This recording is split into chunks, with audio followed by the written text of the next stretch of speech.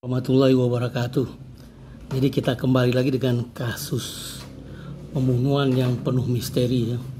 Seperti halnya kasus Subang, di mana ibu dan putrinya dibunuh. Ya, terakhir terungkap setelah 2 tahun bahwa pembunuhnya adalah bapaknya dengan pembantu di sekolah yang mengaku lebih awal. Ya, itu tahun 2021. Nah sekarang ini tahun 2025 ya, bulan Juli. Hal yang menarik sekali ini baru terjadi kira-kira tanggal 7-8 ya tepatnya. Jadi malam juga atau juga menjelang pagi hari ya. Jadi yang korbannya itu adalah ASN. Jadi dari Kementerian Luar Negeri ya. Arya yang statusnya ini rumah tinggalnya kos di sini nih ya. Dia kos di Gondang Dia Internasional sini. Nah ini ininya nih, lokasi kosnya ini yang sekarang banyak banget fotonya di mana-mana beredar ya. Jadi kita mengulang sedikit, mungkin sudah banyak yang tahu, tapi kita nantinya akan mengulas dengan cara yang berbeda ya, menganalisa dan mengulasnya dengan cara yang berbeda. Ini akan bersambung kemungkinan sampai 10 seri ke depan ya, minimum 10 seri ke depan. Jadi pertama-tama ini jasad korban itu ditemukan di dalam kamar ya oleh penjaga kosan, ini rumah kos ya, dan juga katanya tetangganya juga atau orang yang dikenal oleh kos sebagai saksi, di mana pada pagi itu sekitar jam 8 dibukalah pintu itu karena diketok-ketok nggak ada orang yang keluar. Akhirnya dicongkel jendela itu dan terbukalah pintu yang otomatis itu ya, pintu kamar kosnya. Jadi ditemukan bahwa Arya ini usia 39 tahun, pegawai Kemenlu, sudah tak bernyawa. Jadi kepalanya diikat dengan lakban dan dia diselimuti ya. Kita nggak tahu nih posisinya tengkurap atau terlentang. Nah ini ada berbeda ini, tengkurap atau terlentang ya. Jadi saya belum pernah lihat ininya, pernah lihat posisi saat diketemukan. Itu sangat penting sekali, posisi tengkurap atau terlentang gitu ya. Nah jadi tepat jam 8 itu ditemukan. Berikutnya satu hari berikutnya beredarlah video dari CCTV ya.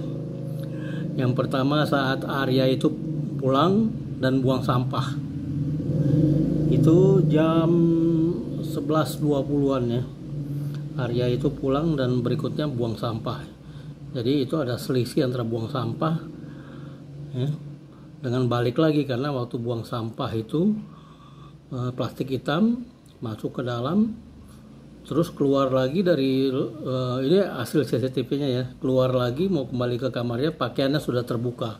Jadi ada selisih 1 menit itu atau 1,5 menit dari buang sampah masuk ke dalam dan keluar lagi kembali ke kamarnya. Tapi pintu yang waktu dia masuk ke tempat sampah itu terbuka ya, kemudian dia waktu keluar itu tertutup gitu ya.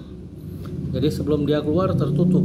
Nah itu faktor-faktor yang perlu dianalisa. Jadi 1,5 menit itu ada kemungkinan kalau ini kasusnya pembunuhan, ceritanya lain lagi ya. Ada analisa tertentu. Jadi berdasarkan keterangan dari media juga yang udah didapat ya, itu sekitar jam 22 Arya tidak bisa dihubungi lagi oleh istrinya, karena jam 21 itu jam 9 istrinya dapat berbicara dengan Arya, katanya sedang nunggu taksi untuk pulang.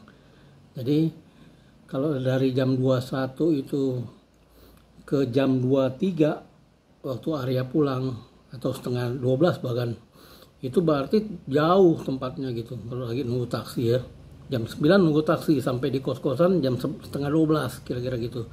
Jadi berarti jauh, karena malam itu kan pasti sepi gitu ya. Lokasi Jakarta udah sepi, berarti taksi itu juga dapat meluncur dengan cepat ke situ. Tapi hampir 2 jam itu dari mana aja, 2,5 jam gitu. Itu yang penting perlu dianalisa juga gitu ya. Berikutnya istrinya menelepon apa itu, penjaga kos-kosan yang kalau kita lihat di video yang beredar itu dia selalu mondar-mandir ngecek ya. Jam 22 telepon pertama, tapi tidak kesambung nampaknya dengan penjaga kos itu karena telepon lamanya mati. Nah, berikutnya lagi jam 00 ya, menjelang pergantian hari ya. Jadi jam 00 itu jam 12 malam. Itu ditelepon penjaga kosnya, nyambung ya. Istrinya nih yang telepon dari Jogja, istrinya di Jogja. Suruh cek kamar suaminya. Makanya dia mondar-mandir itu di situ ngecek ya. Bolak-balik, tapi dia nggak dengar suara apa-apa nampaknya yang mencurigai. Jadi dia udah laporan karena sambil mengecek lokasi itu tempat kamar-kamar kos-kosan, si penjaga kos-kosan juga bawa handphone yang terbuka, nampaknya dia bicara langsung dengan Jogja itu. Ini tidak terjadi apa-apa karena suaminya